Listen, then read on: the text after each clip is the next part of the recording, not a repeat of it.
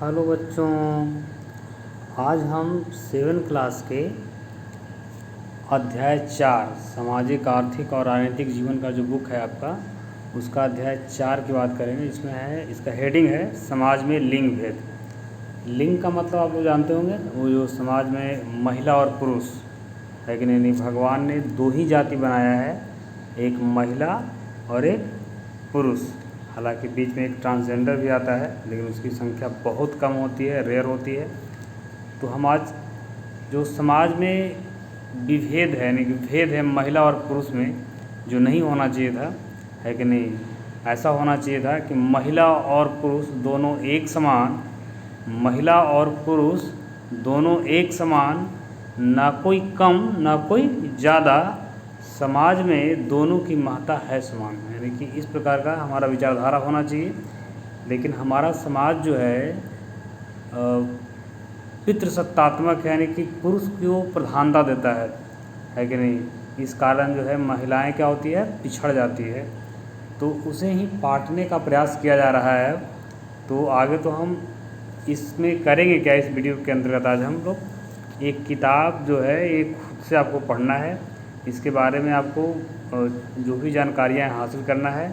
इसका जो एक थीम है, सिनॉप्सिस है, वो तैयार करके हम आपको दे रहे हैं। उस पर एक क्वेश्चन दे रहे हैं हम, है कि नहीं, और उस क्वेश्चन को आपको लिख लेना है, हल कर लेना है। वो क्वेश्चन को करने से ही आपको पूरा उस किताब का, इसका जो थीम है इस चैप्टर का, वो आपको समझ में आ जाएगा और इसके सारे आंसर आप खुद कर लीजिएगा, है कि नहीं।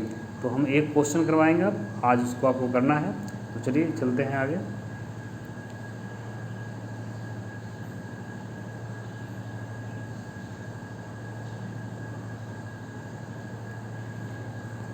तो ये क्वेश्चन है, समाज में लिंग भेद पर एक टिप्पणी लिखें। समाज में लिंग भेद पर एक टिप्पणी लिखें। लेकिन बस इसी क्वेश्चन को आपको करने से इस किताब के जो भी क्वेश्चंस हैं आपको हल हो जाएंगे, समझ में आ जाएंगे सब, है कि नहीं। तो आप किताब एक बार क्वेश्चन करने के बाद ज़रूर पढ़िएगा और उसका जो आंसर है, क्वेश्चन है, उसको आप डील कीजिएगा, ठीक है। चलिए चलते हैं। क्वेश्चन है, समाज में लिंग भेद पर एक टिप्पणी करें। तो आगे हम इसके बारे में थोड़ा सा भूमिका बनाएंगे। भूमिका क्या है, लिंग मनुष्य का जैविक संरचना है। लिंग है जो क्या है, जैविक संरचना, यानी कि जो ईश्वर द्वारा प्रदत्त है, ईश्वर द्वारा बनाया गया है ना। प्रजनन अंग यह निर्धारित करते हैं कि हम स्त्री हैं या पुरुष, यानी कि मेल और फीमेल होने का एक जो मूल अंतर होता है वो क्या होता है, प्रजनन अंग, है कि नहीं। बच्चे को जन्म एवं स्तनपान जैसे कार्यों में महिलाएं विशिष्ट एवं प्राकृतिक गुण होते हैं। महिलाओं में जो है बच्चे को जन्म देने का काम महिलाएं करती है, उसको स्तनपान कराने का काम जो है महिलाएं करती है। ये काम पुरुष नहीं कर सकता है। तो इस आधार पे ही सिर्फ जो है महिला और पुरुष में अंतर होना चाहिए, क्योंकि ये जो है जैविक संरचना है कि नहीं। यह सिर्फ जैविक संरचना के कारण ऐसा होता है ना। लेकिन आगे समझिए, लेकिन यह गलत धारणा है कि जेंडर यानी लिंग, लिंग को ही इंग्लिश में जेंडर कहते हैं, लिंग हमारे सामाजिक व्यवहार को दर्शाता है। सामाजिक व्यवहार कहे तो जैसे मान लिया जाए कि कोई हार्ड काम करना है तो कौन करेगा, पुरुष करेगा, ऐसा एक सामाजिक धारणा है। पुरुष बाल छोटा रखेगा, महिलाएं बाल बड़ी रखेगी, महिलाएं आभूषण पहनेगी, पुरुष आभूषण नहीं पहनेगा, महिलाएं, पुरुष जो है हल जोतेगा और महिलाएं हल नहीं चलाती है। तो ये सब जो अंतर एक सामाजिक धारणा है। ऐसा नहीं कि अगर महिला हल जोतेगी तो खेत नहीं जुताएगा, उससे भी खेत जुताएगा। महिलाएं भी ट्रैक्टर चला सकती है, महिलाएं भी बस चला सकती, चला भी रही है कि नहीं। तो ये जो है हमारे सामाजिक व्यवहार को दर्शाता है, जो है क्या है, गलत धारणा है कि ये काम महिला करेगी, ये काम पुरुष करेगा, है कि नहीं। तो इस प्रकार से आपको समझना है।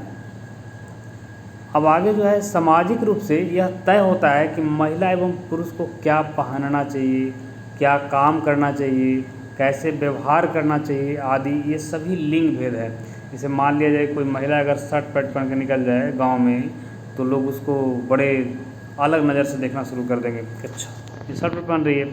अगर कोई पुरुष साड़ी पहन के निकल जाए तो उस पर भी लोग करेंगे कमेंट। तो यानी कहने का मतलब है कि जो नेचर ने, भगवान ने जो बनाया है हमें महिला पुरुष, वो ऐसा तय करके नहीं भेजा है कि तुमको क्या पहनना है क्या नहीं पहनना है। ये सब हम लोग तय किए हैं। ये हमारा समाज तय किया है और उसके अकॉर्डिंग हमारा थॉट्स क्रिएट हो गया है कि नहीं। तो सामाजिक लिंग भेद के कारण महिलाओं को स्वतंत्रता, सम्मान व अवसर नहीं मिल पाता है, वो अवसर नहीं मिल पाता है जो पुरुषों को प्राप्त है। यानी कि जो समाज में जो लिंग भेद होता है उसके कारण महिलाओं को वो स्वतंत्रता नहीं मिल पाता है। जैसे मान लीजिए कि कहीं जाना है उसको, तो देखते हैं कहीं ज़्यादा आने जाने का काम कौन करता है? पुरुष करता है। समाज में पंचायती कौन करता है? पुरुष करता है ना। अवसर कहने का मतलब बहुत सारे जो दुकान हो गया या नौकरियां हो गई, MP बनना है, सांसद बनना है, विधानसभा का अध्यक्ष बनना है, मैंने जो भी इस तरह का, हालांकि अब धीरे धीरे महिलाएं के लिए भी रास्ता खुल रहा है, लेकिन बहुत चीज़ बैन था, अभी भी बहुत चीज़ बैन है कि नहीं। तो उसको चीज़ पुरुषों के बराबर अधिकार हक नहीं मिल पाता है कि नहीं। जैसे में हम कहाँ बात करें, जैसे लड़कियों को लड़कों की तरह खेलने की आज़ादी नहीं मिलती है। जैसे लड़के क्या करते हैं कि बैट बॉल निकालते हैं, निकल देते हैं खेलने के लिए, ये आज़ादी लड़कियों को नहीं मिलती है। लड़कियों को लड़कों की तरह घर से दूर रहकर या जाकर पढ़ने की आज़ादी नहीं मिलती है। अब रेयर किसी को मिल रहा है, अब धीरे धीरे समाज हमारा बदल रहा है तो मिल रहा है, लेकिन जनरली ऐसा होता है कि नहीं मिलता है।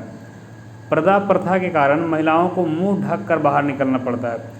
अभी भी कई समाज में ऐसी प्रथाएं हैं कि महिलाएं जो है घूंघट करके निकलती है, या फिर जो मुस्लिम महिलाएं हैं वो बुर्का पहन के निकलती है। तो ये क्या एक लिंग भेद है। आप अगर पुरुष को बोलो कि तुम मुंह ढक के निकलो तो बोलेगा हमसे बर्दाश्त नहीं होगा, हम सांस नहीं ले पाएंगे। लेकिन उसके अंदर एक मानसिकता डेवलप कर दिया गया है कि आप बाहर निकलोगे तो मुंह ढक के निकलो, है कि नहीं।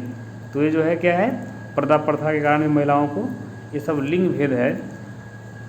महिलाओं द्वारा किया जाने वाला घरेलू कार्यों को ज़्यादा महत्व नहीं दिया जाता है कि नहीं। इसमें महिलाएं जो घर का काम करती है और पुरुष बाहर का काम करता है, खेत का काम करता है या नौकरी करता है, दुकान चलाता है, तो उसको लगता है कि घर जो है मेरी वजह से ही चल रहा है, घर का पूरा चीज़ हम ही संभाल रहे हैं। लेकिन उससे ज़्यादा काम महिलाएं घर में करती है, उसको वेटेज नहीं दिया जाता है कि नहीं। आगे है महिलाएं होती है यानी महिलाओं के स्वास्थ्य पर भी काफ़ी ज़्यादा ध्यान नहीं दिया जाता है। और महिलाओं के अंदर एक जनरली एक चीज़ होता है कि वो बर्दाश्त करने का क्षमता उसको थोड़ा ज़्यादा होता है पुरुषों के मुताबिक, तो वो बर्दाश्त किए हुए रहती है। बीमार भी है तो बीमार रहते हुए खाना बना देती है, काम कर देती है। तो इस कारण महिलाओं में खून की कमी व कमजोरी पाया जाना एक आम बात है। तो ये सब समस्याएं हैं, किस कारण है? ये सब लिंग भेद के कारण जो है महिलाओं के सामने चुनौती है, समस्या है। अब आगे हम बात करेंगे कि इस समस्या का निदान कैसे होगा और क्या हो रहा है निदान के लिए, है कि नहीं। तो हम आगे पढ़ेंगे। समाज में लिंग भेद की जड़ें काफ़ी गहरी है, मतलब बहुत सदियों से चला आ रहा है। महिलाओं को दबा कर रखा गया है पुरुषों की तुलना में। पुरुष पूरा हर चीज़ पे जो कब्जा है पुरुष ही किए हुए था, जिसे दूर कर समाज में महिलाओं और पुरुषों के बीच समानता लाना एक प्रमुख चुनौती है। लेकिन एक बहुत बड़ी चुनौती है कि हम महिला और पुरुष के बीच जो है क्या ला पाएँ, समानता ला पाएँ, है कि नहीं।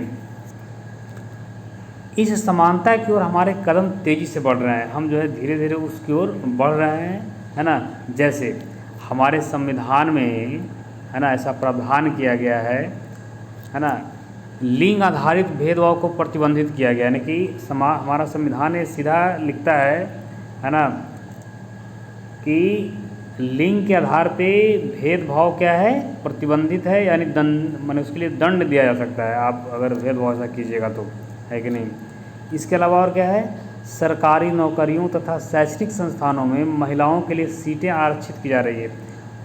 बहुत पहले से नहीं था, संविधान में ऐसा संशोधन करके भी किया गया है कि नहीं, कि महिलाओं के लिए जो है सीटें रिजर्व की गई। कहाँ? सरकारी नौकरी में, शैक्षणिक संस्थानों में, यानी कि शिक्षा जहाँ कॉलेज वगैरह होते हैं वहाँ, उच्च शिक्षण संस्थानों में। स्थानीय निकायों में महिलाओं के लिए सीटें आरक्षित होती है। यानी जो स्थानीय निकाय है, हमारा पंचायती राज व्यवस्था हुआ या नगर निगम व्यवस्था है, तो उसमें क्या है, महिलाओं के लिए सीटें आरक्षित की गई है।